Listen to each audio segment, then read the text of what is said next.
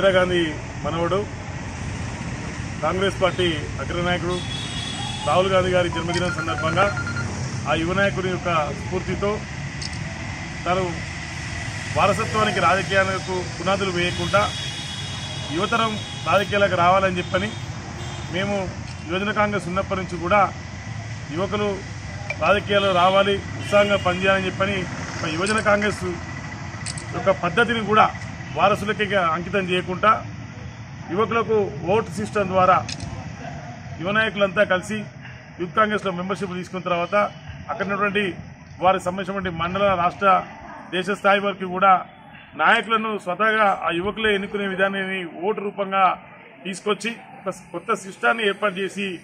కాంగ్రెస్ పార్టీని ముందుకు తీసుకొచ్చినటువంటి నాయకుడు మొన్న జరిగినటువంటి ఎన్నికల్లో కూడా తాను కష్టపడ్డ విధానం ప్రజల్లో నేరుగా ఉన్నటువంటి సత్సంబాలతో కన్యాకుమారి నుంచి కాశ్మీర్ దాకా కూడా పాదయాత్ర చేయడం, ప్రజలతో నిరంతర సంబంధం ఉండడం వల్ల కూడా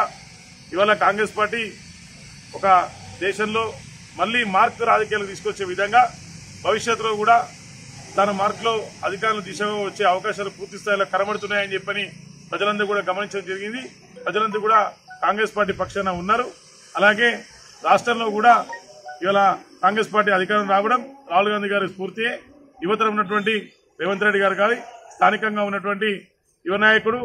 మాజీ ఎన్ఎస్ఐ అధ్యక్షుడి నుంచి రాజకీయ అరంగేటం చేసినటువంటి పొన్నం ప్రభాకర్ గారి నేతృత్వంలో కూడా భవిష్యత్తులో ప్రాంతాలను కూడా అభివృద్ధి చెందుతామని చెప్పని, అలాగే ఈ సందర్భంగా ఈరోజు ఉస్నాబాద్ ప్రభుత్వ ఆసుపత్రిలో ఇక్కడ ఉన్నటువంటి రోగులకు అన్నదాన కార్యక్రమం నిర్వహించడం జరిగింది మా మిత్ర బృందంతో. ఈ కార్యక్రమానికి వచ్చినందుకు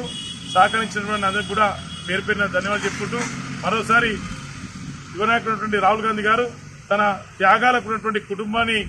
ద్వారా ప్రజలకు రానటువంటి భవిష్యత్ కాలంలో కూడా ఒక దేశానికి అగ్రమైనటువంటి పీఠాన్ని వస్తాడని చెప్పి ఆశిస్తూ కాంగ్రెస్ పార్టీ పక్షాన అలాగే టీం పొన్నం పక్షాన ఇవాళ రాహుల్ గాంధీ గారికి జన్మదిన శుభాకాంక్షలు తెలియజేస్తున్నాం.